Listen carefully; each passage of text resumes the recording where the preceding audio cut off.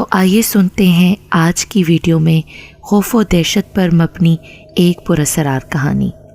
Ricky और robin लेल्सी की शादी को 8 साल हो चुके थे, मगर अभी तक उन्हें अपनी रिहाइश के लिए कोई मुनासिब घर नहीं मिल सका था।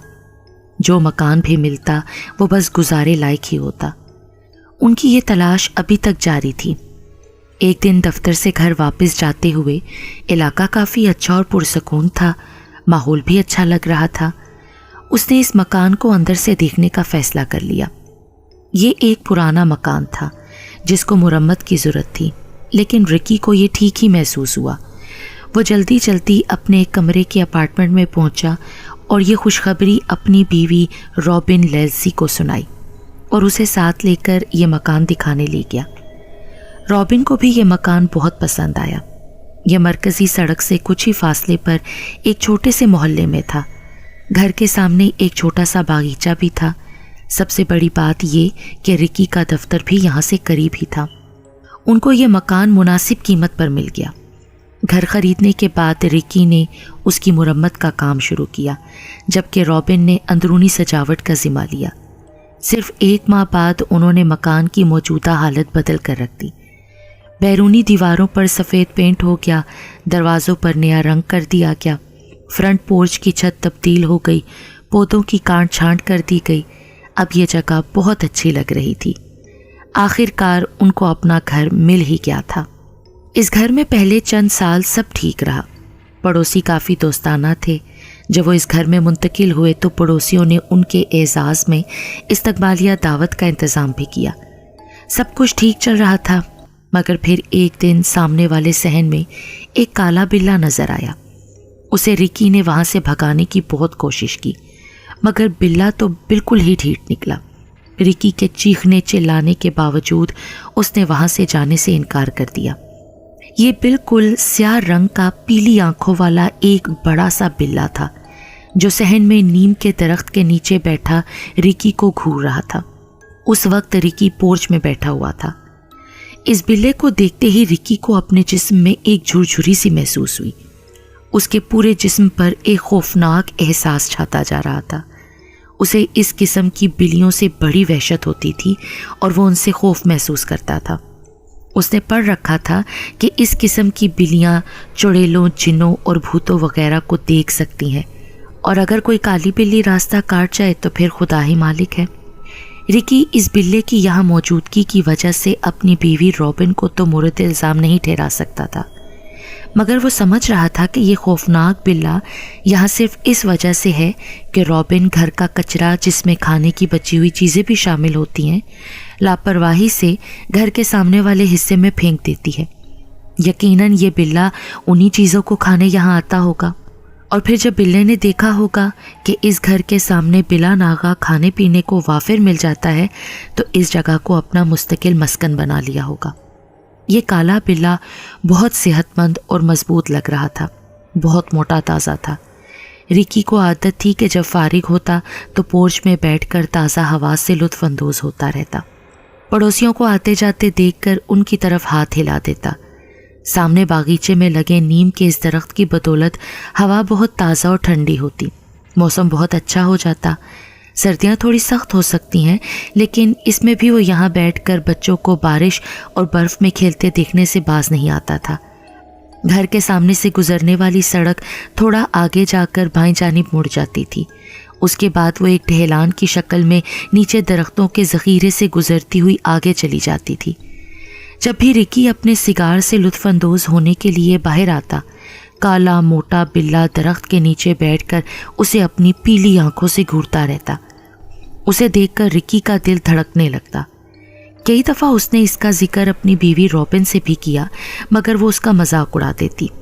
वो समझती थी कि ये सिर्फ एक काली बिल्ली है जो किसी को क्या नुकसान पहुंचा सकती है।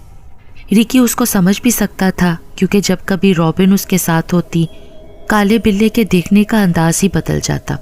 उसका रवैया बड़ा दोस्ताना हो जाता, बल्कि कभी कभी तो वो आगे आकर उसकी बीवी रॉबिन के पाँव से अपने जिस्म को सहलाने भी लगता। उसका इजहार नर्म और प्यार भरा हो जाता, मगर रिकी को उसकी पीली आंखों में अपने लिए हमेशा करख्तगी ही नजर आती थी। जल्द ही उनके घर बिल्लियों की तादाद बढ़ने लगी। پہلے صرف یہی کالا بلا تھا، پھر ان کی تعداد 2 ہوئی، پھر 3 ہو گئی، اس کے بعد تو رکی گنتی ہی بھول گیا۔ اب تو اتنا فالتو کھانا بھی نہیں ہوتا تھا کہ ان کو دے سکے۔ ان کے کھانے کے لیے خوراک اور گوشت وغیرہ رابن کو خریدنا پڑتا تھا۔ رکی ان اخراجات کی وجہ سے پریشان نہیں تھا۔ اس کی پریشانی کی وجہ یہ تھی کہ یہ بلیاں نیم کے درخت کے نیچے اپنی اپنی جگہ بیٹھ کر اسے گھورتی رہتی تھی۔ بات یہاں تک پہنچ گئی کہ اسے ان سے انجانا سا خطرہ محسوس ہونے لگا۔ رکی کو یوں لگا جیسے وہ اسے گھورتے ہوئے اس کی موت کی سازش کر رہی ہوں۔ 10، 15، پھر 20، ایسا لگتا تھا جیسے ہر روز ایک نئی بلی ان میں شامل ہو رہی تھی۔ اس میں ہر طرح کی بلیاں تھیں، ہر رنگ اور قد کی بلی تھی، یہاں تک کہ بلیوں کے بچے بھی موجود تھے جو بظاہر بہت پیارے نظر آتے تھے۔ وہ بھی دوسرے بلیوں کے ساتھ بیٹھے رکی کی حرکت کو دیکھتے رہتے۔ رکی ان کو دیکھ کر جھنجھلا جاتا۔ اس کی بیوی رابن نے محسوس کیا کہ وہ ان کی وجہ سے پاگل پن کی حد کی طرف بڑھ رہا ہے۔ ایک دن صبح رکی بیدار ہوا تو اپنے معمول کے مطابق انگڑائی لیتا ہوا پورچ میں نکل آیا۔ آنکھیں ملتے ہوئے جب اس نے پہلی سیڑھی پر قدم رکھا ہی تھا کہ اس کے پاؤں کے نیچے ایک چھوٹی سی کھلونا کار آ گئی۔ سنبھلنے کی کوشش میں وہ بری طرح گر پڑا۔ اس کے بازو کی ہڈی فریکچر ہو گئی۔ کئی دن تک رکی کو بازو پر پلسٹر لگا کر پھرنا پڑا۔ رابن کا خیال تھا کہ پڑوسی کے کسی بچے نے کار وہاں چھوڑ دی ہوگی، مگر رکی کا اصرار تھا کہ یہ انہی منحوس بلیوں کی کارستانی ہے جو صبح شام نیم کے درخت کے نیچے بیٹھی رکی کو گھورتی رہتی ہیں۔ اس واقعے کے بعد رکی نے ان منحوس بلیوں سے چھٹکارا پانے کا پکا فیصلہ کر لیا۔ اس نے ارادہ کیا کہ ان بلیوں کو پکڑ کر کہیں دور جنگل میں چھوڑ آئے۔ اس غرض سے اس نے اپنے گھر کے صحن میں کئی پھندے لگائے، مگر بلیاں اس کی توقع سے زیادہ ہوشیار نکلی، ایک بھی اس کے جال میں نہ پھنس سکی۔ اس کے بعد رکی نے ایک اور منصوبہ سوچا۔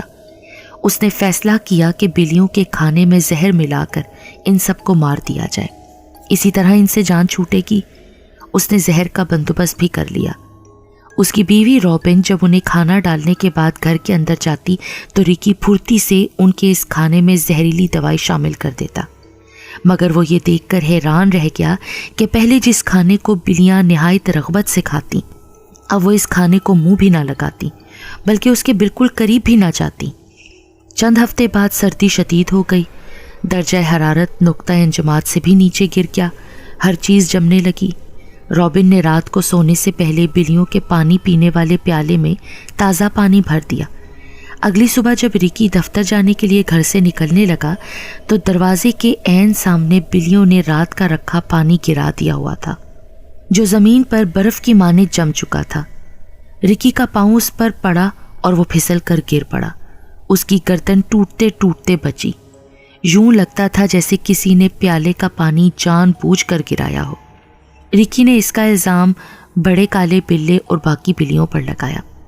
رابن، یہ بلیاں میری جان لے کر چھوڑیں گی، میں تمہیں بتا رہا ہوں۔ وہ اپنی بیوی پر چلایا، ارے تم بھی بالکل پاگل ہو رکی، تم ان بلیوں کے اتنا خلاف کیوں ہو؟ اتنی چھوٹی چھوٹی بلیاں تمہیں کیسے مار سکتی ہیں؟ زیادہ سے زیادہ نوچ ہی تو سکتی ہیں نا، مگر وہ تو یہ بھی نہیں کرتی۔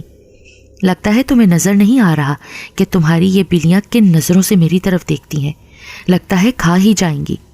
رکی چیخ کر بولا۔ اسے محسوس ہو رہا تھا کہ اب اس کے اور اس کی بیوی رابن کے درمیان معاملات پہلے جیسے نہیں رہے۔ صاف پتہ چلتا تھا کہ وہ سوچ رہی ہے کہ رکی پاگل ہوتا جا رہا ہے۔ رکی سمجھتا تھا کہ بلیوں کے معاملے میں رابن ہمیشہ اس کو غلط سمجھتی ہے اور اس کا ساتھ نہیں دیتی۔ رکی کے ذہن پر بلیاں کچھ اس طرح سوار ہوتی جا رہی تھیں کہ اس کے لیے جان چھڑانا مشکل ہو رہا تھا۔ جب رابن نے اس کی بات نہ سنی تو ایک دن اس نے اپنے دل کا حال اپنے دفتر کے ساتھی جم سے کہہ سنایا۔ جم اس کی ساری بات سن کر کہنے لگا، تم ان سے جان چھڑانے کی کوشش کیوں نہیں کرتے؟ یقین کرو جم، میں نے بہت کوشش کی ہے، جال، زہر، سب کچھ آزمایا، لیکن کسی چیز کا کوئی فائدہ نہیں ہوا۔ اس طرح کرو، تم جانوروں کے سرکاری محکمے کو اطلاع کرو، وہ ان بلیوں کو پکڑ کر لے جائیں گے۔ ارے میں نے تو اس بارے میں سوچا ہی نہیں، لیکن اگر ایسا کیا تو رابن مجھے ایسا نہ ہو گھر سے ہی نکال دے۔ اسے مجھ سے زیادہ ان بلیوں سے انس ہو گیا ہے، وہ ان بلیوں کو مجھ سے زیادہ توجہ دیتی ہے۔ चंद दिन बाद रिकी दफ्तर से थका हारा घर वापस आया और मामूल से कुछ जल्दी सो गया। रात को उसे सर्दी महसूस हुई तो आंख खुल गई। कांपता हुआ उठा तो देखा कि कमरे की खिड़की खुली रह गई थी। वो उसे बंद करने के लिए बिस्तर से उतरा तो फर्श पर पड़ी किसी चीज से टकरा कर गिर पड़ा। फौरन ही म्याऊं की हल्की सी आवाज उभरी। गौर से देखा तो वाकई ये एक बिल्ली थी। वो खुली खिड़की से कमरे में घुस आई थी, मगर थोड़ी ही देर बाद रिकी को एहसास हुआ कि वहाँ सिर्फ एक नहीं बल्कि वो सारी बिल्लियाँ मौजूद थीं जो नीम के दरख्त नीचे बैठी उसे घूरती रहती थी। जब उसने उनको डरा कर कमरे से बाहर निकालने की कोशिश की तो उन्होंने रिकी को पंजे मारना और नोचना शुरू कर दिया। उसने महसूस किया कि ये बिल्लियाँ उसे काट रही हैं। उसने उन्हें उठा उठा कर कमरे से बाहर फेंकने की कोशिश की, लेकिन वो तादाद में बहुत ज़्यादा थीं। वो उसे काट रही थीं, उसका गोश्त नोच रही थीं। वो इनके खिलाफ पूरी मज़ाहमत कर रहा था, मगर बिल्लियाँ चारों तरफ से उस पर झपट रही थीं। उसके पूरे जिस्म से खून बहना शुरू हो चुका था। उसे यूं लगा जैसे वो मर रहा है। उसका सर चकरा रहा था, पूरा कमरा घूमता महसूस होने लगा था। वो चीखना चाह रहा था मगर आवाज़ हलक में घुट कर रह गई थी। वो गिरने ही वाला था कि कहीं दूर किसी चीज़ की आवाज़ उभरना शुरू हुई। यूँ लगा जैसे कहीं अलार्म बज रहा हो। फिर एकदम रिकी की आंख खुल गई। इस सर्द मौसम में भी उसका पूरा जिस्म पसीने में शराबूर था। बेदार होते ही उसने खौफज़दा निगाहों से इधर उधर देखा।